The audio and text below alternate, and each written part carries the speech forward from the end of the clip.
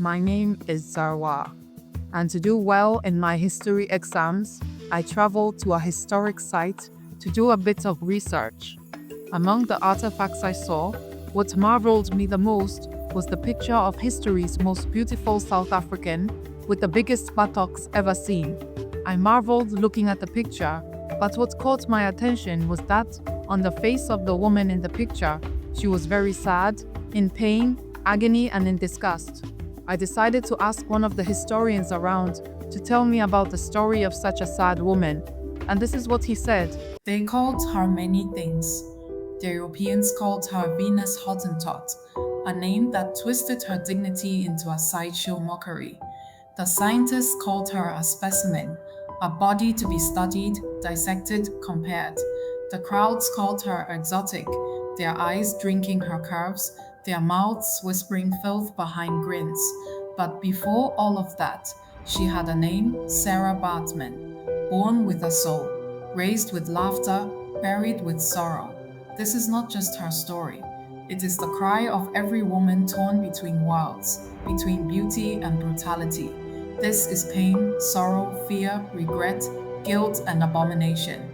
This is Sarah. In 1789, deep in the Eastern Cape of South Africa, Sarah BAARTMAN was born to a Khoikhoi family near the Gamtus River. Her birth name was Sache, meaning Little Sarah. Her people were once proud, free pastoralists, but by the time she was born, colonial hands had already begun to break their backs. Her childhood was not all dark. She laughed as she chased goats with her cousins, danced to the rhythms of the drum, and listened to stories under starlit skies. But there was always a fear in the air, stories of Dutch settlers taking land, of black men being bound in chains, of women vanishing into ships that never returned. When Sarah was 16, her world collapsed. Her family's land was seized, her father killed, her mother died of illness soon after. Orphaned and helpless, she was taken in by a Dutch farmer, Peter Cesars, and put to work as a domestic servant, and from there the pain began. By her early 20s, Sarah's body had become the talk of whispers.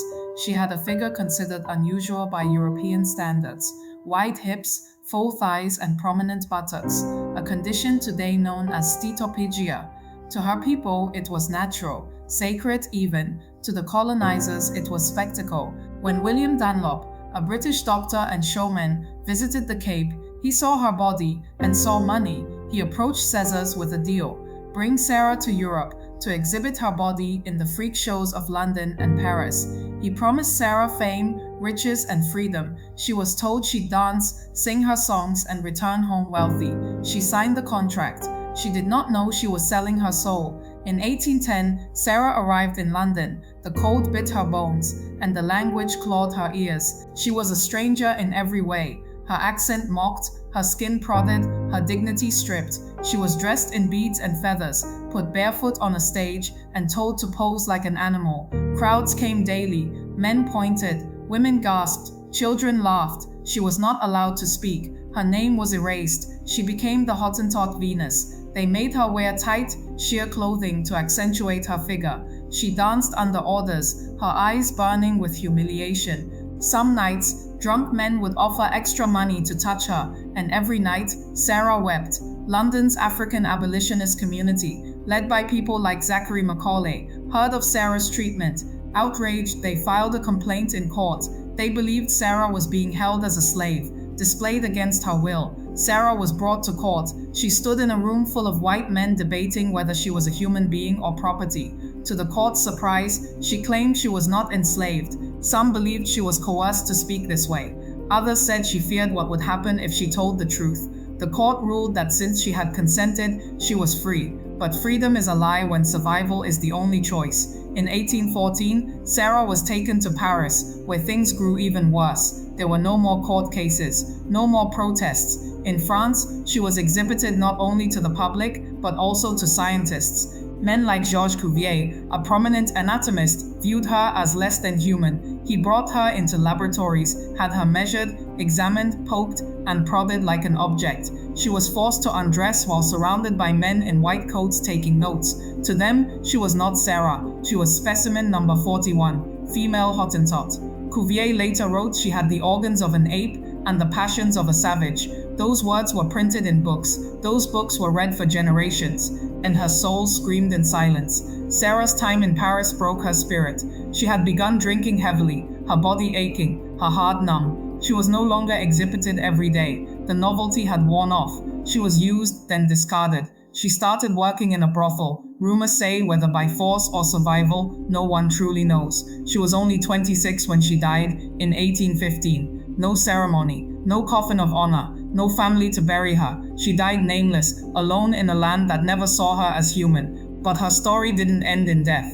Cuvier obtained her body and dissected it. He removed her skeleton, brain, and genitals. He preserved them in jars and displayed them at the Muséum d'Histoire Naturelle in Paris.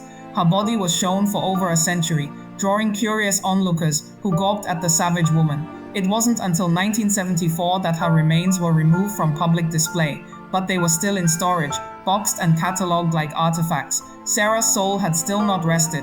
Decades later, in post-apartheid South Africa, a president named Nelson Mandela learned of Sarah BAARTMAN's remains. He said, "She belongs to us. Her story is the tragedy of our people." South Africa formally requested her return from France. At first, France refused. They claimed her remains were part of scientific heritage, but the pressure mounted. The world watched. France eventually agreed. In 2002, nearly 200 years after her death, Sarah BAARTMAN came home. She was finally laid to rest in Hunky, in the Eastern Cape, near the river she once played beside. Her grave reads, "Here lies Sarah BAARTMAN, the first South African who suffered the full weight of colonial scientific racism and misogyny. May she finally rest in peace." Today, statues and plays have been made in Sarah's honor. Her story is taught in schools, her name invoked in feminist and Africanist circles. But what of the guilt? What of the scientists who measured her thighs and compared them to apes? What of the men who watched her with lust in their eyes and laughter in their mouths? What of the courts who said her yes was freedom when it was really fear? What of a world that still fetishizes black women's bodies while denying them humanity? The guilt festers like an old wound no one cleans. Sarah never got to write her story, but now the world writes it for her. They tell of a girl who once danced under the African sun, who lost everything but tried to survive. A woman who was broken, used, paraded, and yet somehow remembered. She is a symbol now, of exploitation, of racism, of misogyny, but also of resilience. For every Sarah who was sold and silenced, there are millions more whose stories were never told. But we tell hers, because pain does not silence, sorrow does not erase, abomination does not define. And love can still rise from ruin. Some nights in Hunky, when the wind dances across the hills, the elders say they hear her voice, not screaming, not weeping, but singing, a soft, aching melody, a lullaby of loss, a song for every girl the world tried to make disappear, and the wind carries her words. I was human, I was beautiful, I was enough. Like and subscribe to watch more videos like this.